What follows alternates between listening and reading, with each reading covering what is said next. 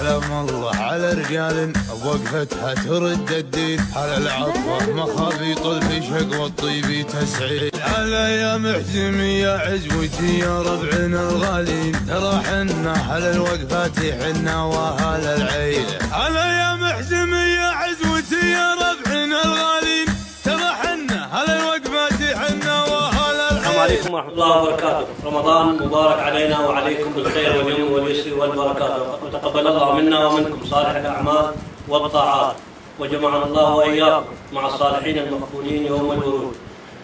احنا مؤسسة نبض الحياة الخيرية الثقافية، مؤسسة تعمل على نطاق خيري، نطاق ثقافي. اليوم عندنا برنامج خلال شهر رمضان 30 حلقة تشمل كل الامور الاجتماعيه. اخر حلقه انتهينا ان تكون في احد مضايف عشاء كربلاء. بعد البحث عن العشاء صار الاختيار المضيف المسعود. ان شاء الله مضيف عامل، ان شاء الله مضيف عامل باهله وشيخه ابو المسعود الشيخ صباح نور السمرمد، حتى عندنا بعض امور نريد نناقشها مع الشيخ ومع الموجودين مداخلاتهم، لعله ان نطلع بمحصله نتيجه خدمه اهلنا وناسنا.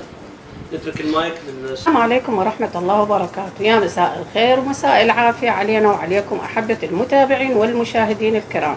من برنامج رحله مع الناس حطت شراع قواربها على مضايف اهلنا وعمامنا ومشايخنا قبيله آل مسعود. اليوم برنامج رحلة مع الناس بمضيف شيخنا الأب الروحي لقبيلة آل مسعود الشيخ صباح السمرمد. رمضان كريم علينا وعليكم شيخنا، ومرحبا بكم. حياك الله. الله يسلمك. إن شاء الله يا رب رمضان كريم على جميع العراقيين، وإن شاء الله ينعاد علينا وعليكم بالخير والبركة. شيخنا الكل قبيلة أو الكل منطقة بالعراق إلها طقوسها، إلها عاداتها. يا ترى قبائل آل مسعود شنو طقوسها أو شنو تقاليدها واستعداداتها بشهر رمضان كانت؟ شهر رمضان حقيقة كل العشائر والقبائل لها طقوس تقريبا نقول موحدة، لأنه المجتمع العراقي متشابه في تصرفاته، في عاداته، في طقوسه. ولذلك احنا في رمضان قبل رمضان وفي رمضان اجتماعاتنا متواصلة يوميا في هذا المضيف اللي تشوفوه. كل أبناء المسعود وغيرهم من القبائل المجاورة المتداخلة ويانا تجي هنا شكو عندهم يطرحوه ويصير نقاش عليه. يعني حقيقة المضيف مثل شو نقول، مثل يعني بيت العائلة، بيت يقعدون ويتناقشون في جميع الأمور الموجودة في المنطقة. إن شاء الله الله يعمر بوجودك يا ربي. شيخنا أبو أنوار، مثل ما نلاحظ يعني إحنا من بعد السقوط يعني حضر علينا التكنولوجيا. يا ترى هل التطور التكنولوجي أثر على عادات وتقاليد العشائرية؟ أبدا. التطور اللي حصل تكنولوجيا أو غيرها العادات نفسها. يعني تلاحظين في الفواتح، في أشهر رمضان، في شهر عاشور قرايات تصير، مآدب تصير، أي شيء بنفع للعشيرة وللقبيلة وللمنطقة. أكيد. لأن المنطقة مو بس قبيلة المسعود، وياها متداخلة قبائل وعشائر. ولذلك احنا دائما هنا حاضرين، الناس يناقشون ويقعدون ويسولفون مختلف القضايا المتداولة في المجتمع العراقي، وتحل أكثر القضايا تحل هنا بالمضيف.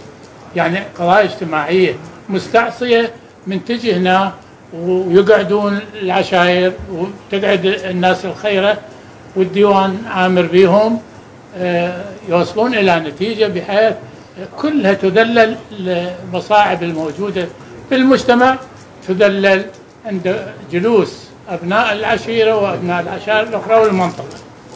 كنا نعتقد أنه آل مسعود فقط بالجزيرة العربية وبالعراق، لكن اللي عرفنا أنه آل مسعود حتى بمصر طلع لها، بلبنان، بسوريا، الأردن، حتى بالدول الأفريقية. نعم، نعم. يعني هذا الامتداد ما بعد، يعني مثل ما نقول يوم من طغى علينا الانترنت ويعني صار تواصل. هل الانترنت هو التواصل اللي خلى تجمع هذا الامتداد، انه اكو تعارف صار بين القبائل بين الدول؟ انا اسولف عن المسعود. عن المسعود من يعني صرنا وصارت هاي التكنولوجيا صار هذا التحديث في الحضاره وغيرها. اتصلنا بكل عمامنا المسعود خارج العراق.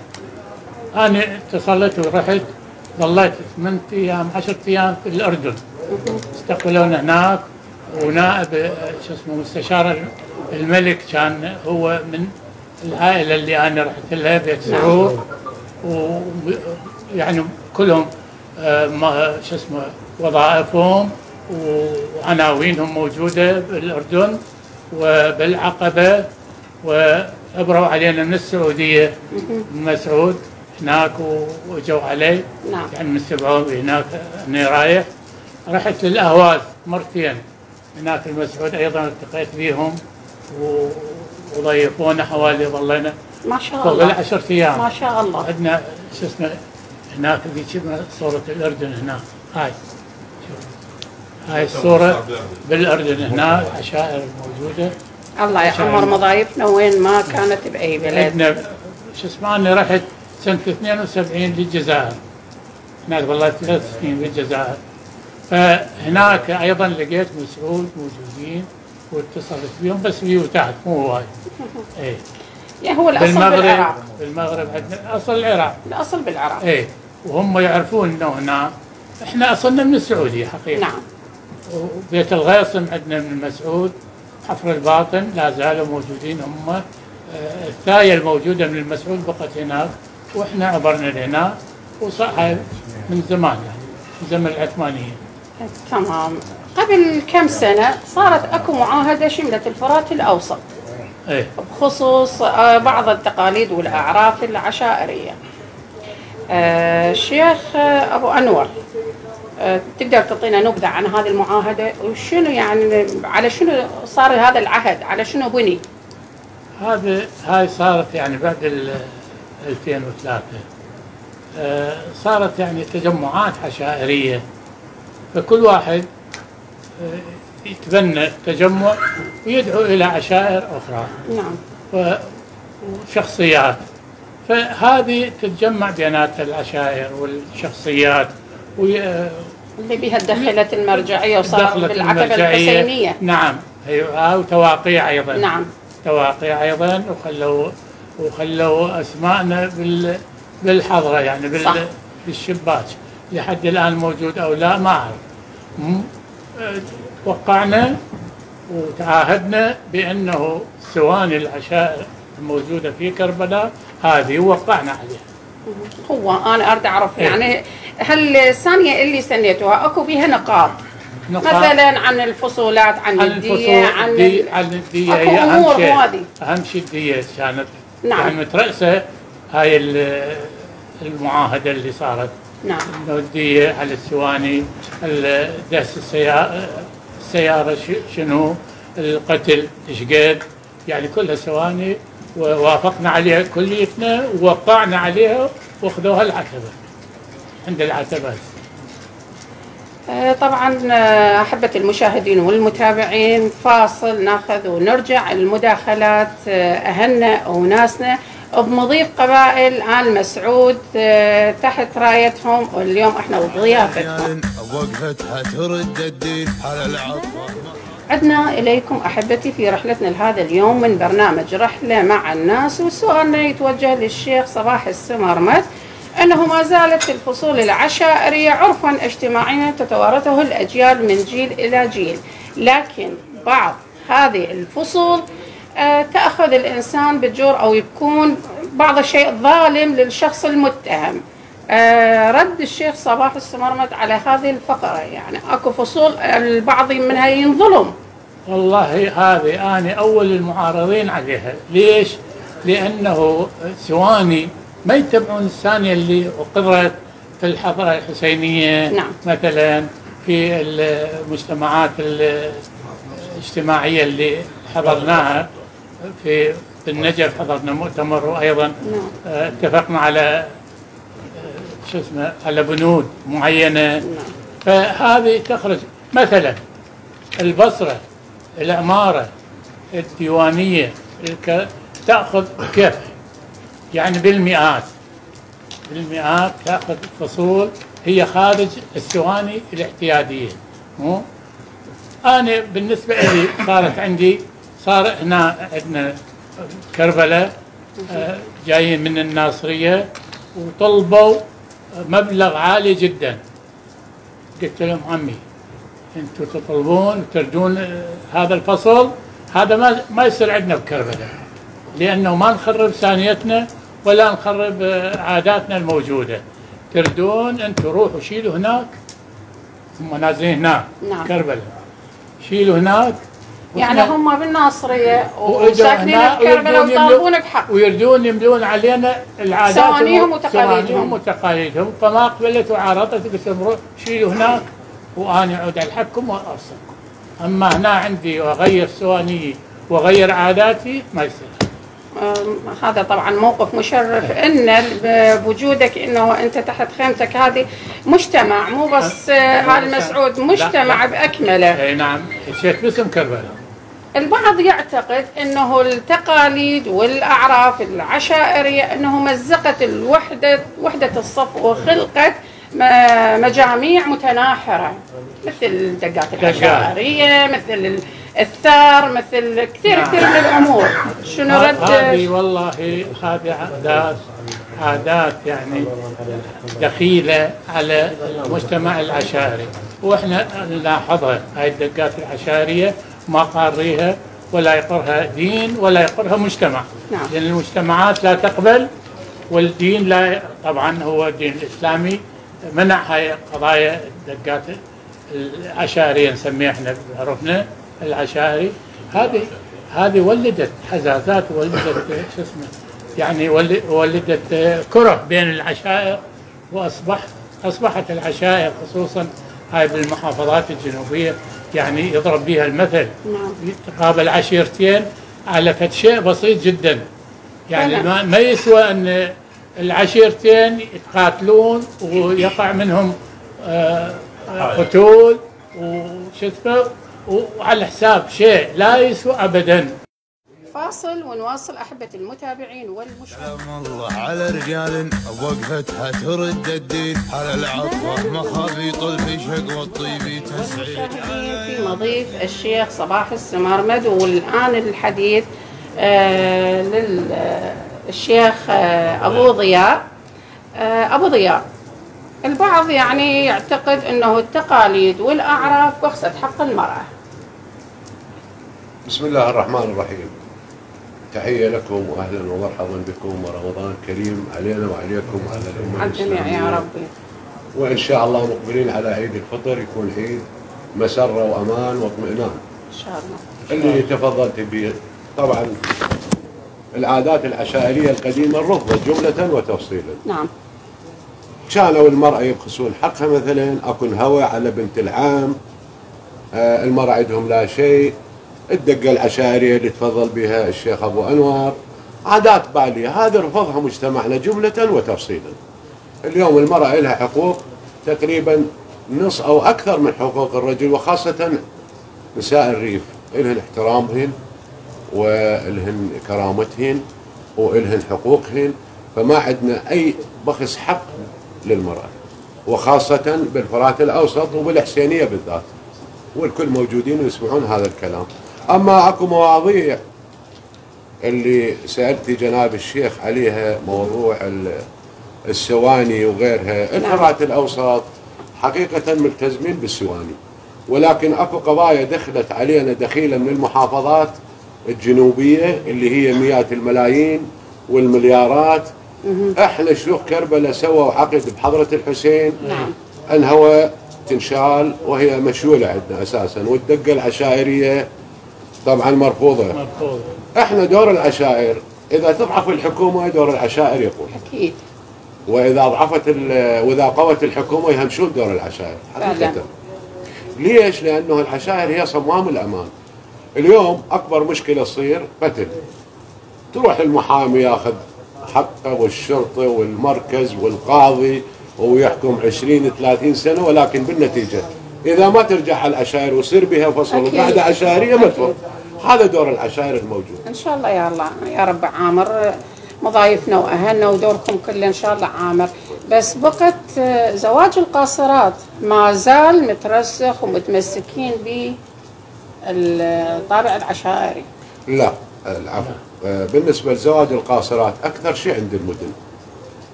أما أنت لو تسأليني، احنا البنت اذا ما تعبر 15-16 لل20 ما تتزوج الا يا ربي مثلا ابن عمها وبيناتهم موده وبيناتهم محبه، وانا كأب مثلا اشوف ينسجمون بزواجهم انطيها، لا اجبرها ولا افرض عليها ولا انطيها بشخص مو مؤتمن. يعني انت هسه بدك توضح لي انه بعد هذا الزواج المرغم انه لازم ما ابن العم ياخذ بنت العم، هذا انقرض. لا مو موضوع العفو، انا مو اقول لك اشجع على ابن العم، بس اذا كان اكو توافق اجباري. انا اركز على الاجباري، الزواج الاجباري هذا بعد انعدم. ابد ماكو اجباري ولا انهوى، المراه هي بكيفها تختار، يعني مو اذا ما تريد ابن عمها ما حد يجبرها، لان هاي حياه لا سنه ولا 10 ولا 20، يجوز بعدين يتزوجها ويختلفون، واذا كان اكو توافق ويا غريبه وجريمه. هاي كانت سابقا موجوده، لكنه الان يعني بالسنوات هاي الاخيره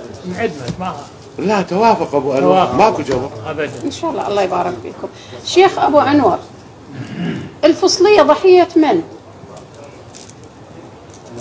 الفصليه هاي ما موجوده هسه ابدا، ما موجوده ولا تصير. هذه هسه بس هي حتى من قبل ضحيه منه؟ ضحيه الجهل. ضحيه الجهل، لانه هذه ما يصير انه مرة لها كيان لها شو اسمه تصير فصليه. يعني هاي عادات قديمه وانقرضت، ما واحد يمشي عليها ولا انقرها ابدا، كل العشائر مو بس. لأن لاحظنا يعني قبل بالسنين اللي قبل أنه حتى طريقة التعامل تفرق. طريقة التعامل تفرق، أنه أحيانا تجي بنت مثل وجوه الأعيان بنته أو أخته تفرق عن المواطن العادي. شلون تفرق؟ يعني تعاملها معاملتي إلها أنا اليوم هاي أخت شيخ أو بنت شيخ معاملتها تفرق عن الإنسان العادي. هاي ما هسه ما ظاهرة. أنا أحكي يعني الزمن القديم هسه يعني بالفرات الأوسط تقريبا هاي الظواهر كلها راح. بس قبل كانت حقيقة كانت، فهاي رفضت وراحت ويا. بس إذا يسمح لي الشيخ أبو أنور مداخلة حول هذا الموضوع. قبل هم من يطلبون فصلية أكو بيها نوع من التواصل. يعني اليوم ابني لا سامح الله كاتل واحد من عشيرة ثانية. نعم. لما تصير فصلية مرة ممكن تصير نسبة وتصاهر وتصير مودة، وصارت عندنا صارت يعني بس هاي قليلة جدا. قليلة. بس صارت نسبة حقيقية، ولا كأنه فصلية وخالوا بنخت ورجعت العلاقات طبيعية إلى أن ما توصلوا بين. أما هسه مجتمعنا رفض الاسم، رفض هذا الاسم فصلية، يعني كامل عيب يعني. هو لأن الله سبحانه وتعالى بجلالة قدره أكرم المرأة. من أكون أني أجي أذلها هالإذلال، يعني أخوها أو أبوها أو ابن عمها هو اللي يخطأ، هو اللي يعتدي على الناس وهي تدفع. هو هذا ليش أنا سألت ضحية منو؟ أنت ذكرت ضحية الجهل. إذن الجهل كان هو اللي هو اللي طيب بهذا عصرنا، عصر التواصل الاجتماعي، هل أنت مع التواصل الاجتماعي أم ضد؟ شلون يعني؟ جيل شباب هذا اليوم مو مثل شباب قبل، جيلك أو جيل أولادك. التواصل الاجتماعي هسه صار به كثير سلبيات وإيجابيات. أنت ضد؟ لا أنا أم معه؟ أنا مو مع هذا تصرفات هذا الجيل، لا. احنا مع عاداتنا ومثلنا وقيمنا، ولذلك إذا واحد خرج عن هاي النظم والقيم والمثل، نقعده ونرشده ونهديه للطريق الصحيح، لأنه إحنا بدواويننا نحل هيك قضايا. نعم. إحنا ليش فاتحين دواوين ووظائف وش اسمه قاعدات تصير؟ نبحث هيك مواضع ونرد الإنسان اللي خاطئ، الإنسان اللي خارج من الطريق. يعني مثل ما نقول مثل مو أنا أقول قبل وأنتم ذكرتوا أنه المجالس مدارس، إذا هي حتكون مدرسة توعوية للشباب. فعلا مدرسة توعية لجميع أفراد، ولذلك احنا كثير من الأمور نشوف سلوكه مو صحيح. مثلا أنا أنتج مثال، أنا قبل هذا الأسبوع اللي راح عندنا شباب يطلعون مثلا ما ندري بهم بالليل ولا، فقلت لهم هذا مضيف موجود مو بس ولاد. نعم. جميع قرايبي والموجودين هذا المضيف موجود، اقعدوا وتعللوا ظلوا للصبح، ما حد يقول لكم ادنوا لي ورا. اما تطلعون وما نعرف ايش تعملون وش تسوون. هو اساسا انت المعروف عنك انه انت صديق الكل. مو تمام. هاي اللي واحد في تانا بيه قالوا شيخ صباح صديق الكل، صغارها وكبارها. نرشدهم بالارشاد ان شاء الله يقتنع. اكيد الشاب يقتنع ويجي ويمشي على الطريقه اللي انت داخل علي. بسم الله الرحمن الرحيم، والصلاة والسلام على سيد المرسلين أبي القاسم محمد وعلى آل بيته الطيبين الطاهرين. صلى على محمد وآله. سألت الأخ من ساعة سألت الشيخ على شغلة التواصل الاجتماعي. التواصل الاجتماعي نفس المسدس، تقدر تستخدمه حماية إليك وتقدر تستخدمه بصورة أخرى.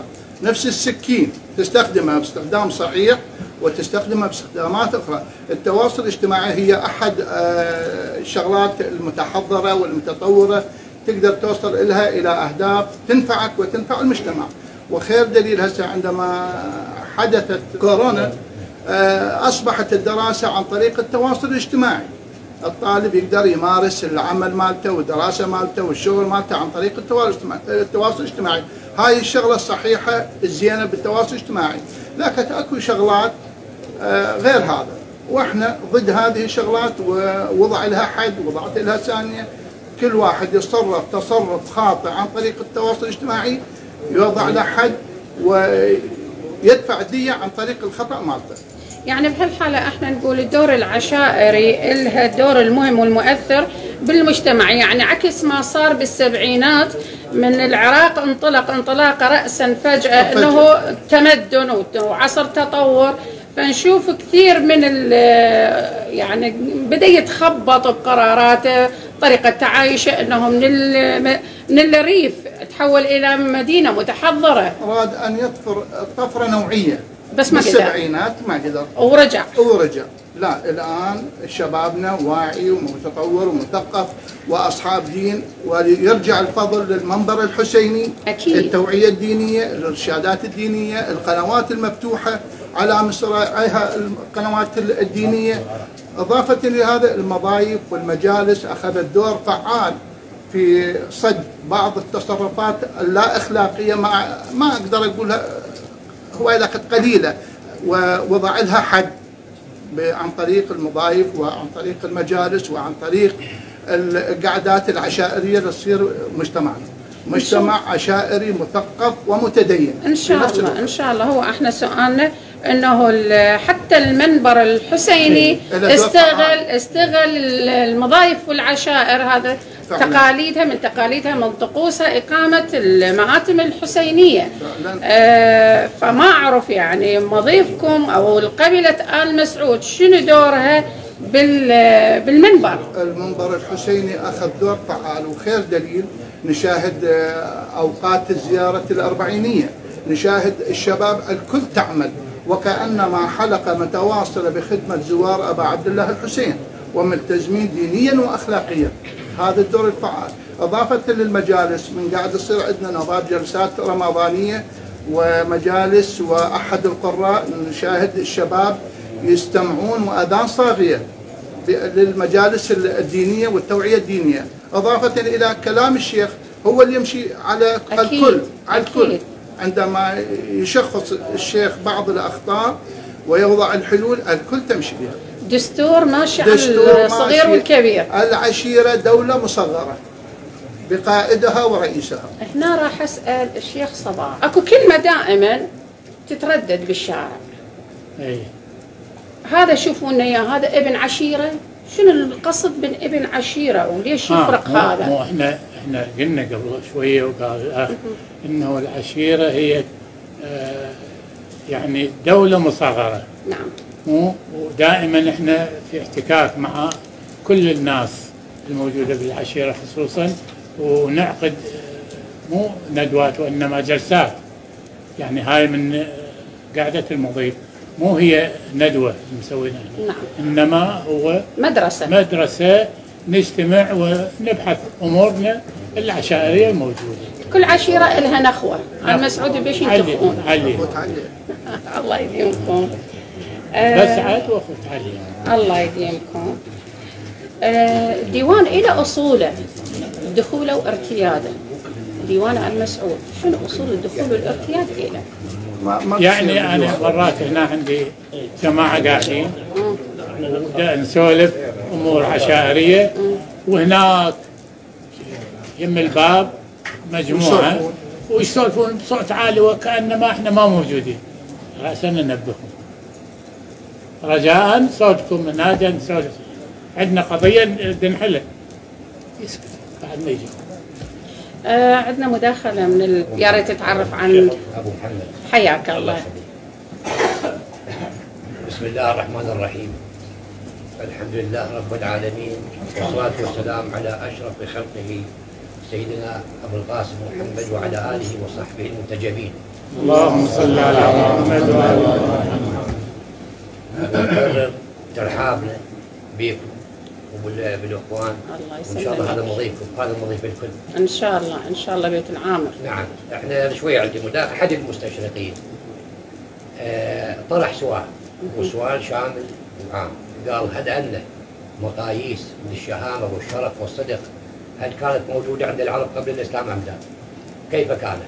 وماذا اصبحت بعد الاسلام؟ وهل هي نفسها قبل الاسلام وبعده؟ نعم. يعني سؤال شامل وعام. فيقول استشفيت الجواب، اخذت من كل طبقات المجتمع، اخذت من الدكتور، من الفلاح، من البقال، من كل حرف المجتمع. فيقول طلعت محصله الى انه هاي التقاليد كانت موجوده عند العرب قبل الاسلام، لكن هي ليست نفسها او ذاتها بعد الاسلام، فقد تغيرت بتغير المجتمع وعقيدته. نعم. هنا وين يجرنا الكلام؟ يجرنا الى خطبه امير المؤمنين عليه افضل الصلاه والسلام. قال الله يا جابر قوام الدين والدنيا باربعه. قال ما هي؟ قال عالم مشغول بعلمه، وجاهل لا يستنكف ان يتعلم، وفقير لا يبيع اخرته بدنياه، وجواد لا يبخل بمعروفه. نعم. فاذا ضيع العالم علمه أكيد. استنكف الجاهل يتعلم. أكيد. واذا بخل الغني بمعروفه باع الفقير اخرته بدنياه. يا جابر فمن قام لله فيها بما يجب عرضها للدوام والبقاء، ومن لم يقم لله فيها بما يجب عرضها للزوال والفناء. أحسنت. هنا نرجع لعادات المجتمع. خو سألتي الشيخ سؤال، قلت له هل ان التقدم التكنولوجي تغير بعد 2003 شلون يعني حال المجتمع؟ نعم. هنا تحكمت به شنو هي؟ ثقافة المجتمع. الإنسان إذا كان مثقف وواعي ومتربي على دواوين اللي هي من أسلافها احنا الصدق والشهامة والشرف والنبل، كل هذه مواضيع عشائرية. مين تناقلت منه؟ ترى ما درسناها بشيء أكاديمي، لا تناقلناها من شيوخنا، من أبهاتنا، من الدواوين غذتك وترسخت كل مجتمع عندنا، كل اللي هو المصلي. لهذا كانت تقاليد نبيله تنم على تجربه واعيه للمجتمع، كانت سند وسند قوي الى الدوله والى القانون. لان القانون ما يقدر يشتغل واحد اذا معزل عن العشيره. بالعكس كان الديوان وكان فضيله الشيخ وقراراته هي الملزمه.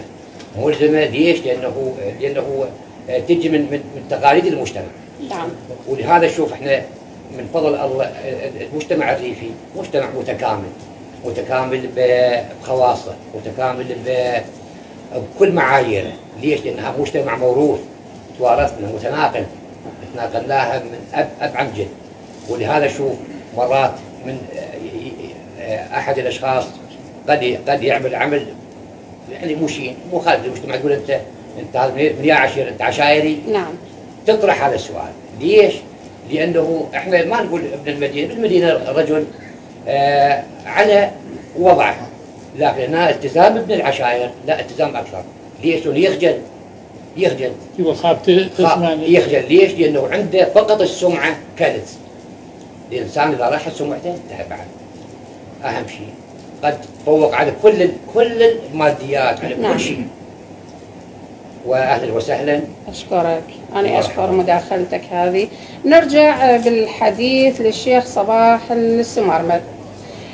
اللي نعرفه من خلال الحكومات المتعاقبه انه الدور العشائري كان الدور الاهم له، يعني الصوت الاول والاقوى بالمجتمع هو صوت العشيره.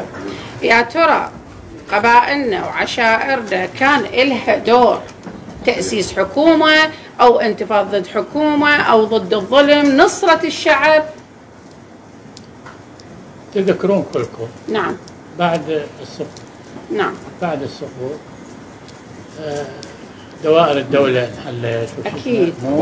كل شيء ما ظل، بس العشيرة هي العشائر اللي قومت الدولة وخلتها ترتكز على وضعها الحالي وتمشي بمجتمعها العشائري إلى الأحسن وطورت. لكن لحد الآن الكل يخاف من صوت العشيرة إذا صدق كحكومة هذا بعد يتبع أكيد. الحكومة هي شنو رأيها، لأن العشيرة لها صوت ما تتنازل عنه، صوتها ومعتقدها ومجتمعها الموجود تماسكها، هذه هي الأساس في تكوين الدولة.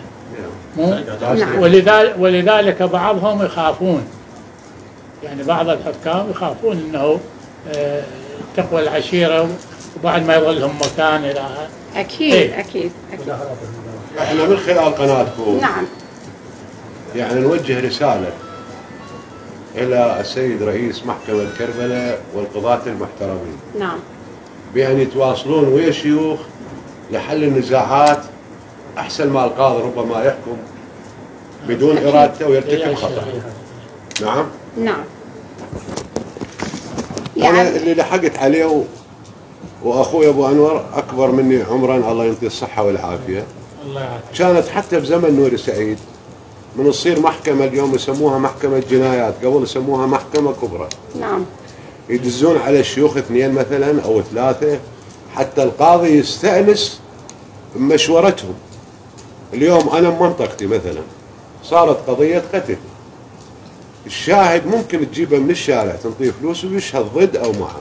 نعم. لكن لما يدزون على شخص يخاف من الله وعنده حظ وبخت وهو أبخن بالقضية، ممكن القاضي يستفاد من خبرته أحسن ما يجر قلم ويظلم واحد وبالأخير يتندم. صح لو لا؟ صحيح.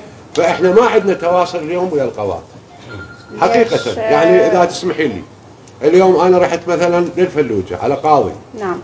وإذا القاضي يقوم من ورا ميزة ويصافحني ويقول لي استريح ويجيب لي شاي، كمل معاملتي، منين أنت؟ من كربلاء. حط المعاملة، قال ما تمشي إذا ما تروح تتغدى وياي.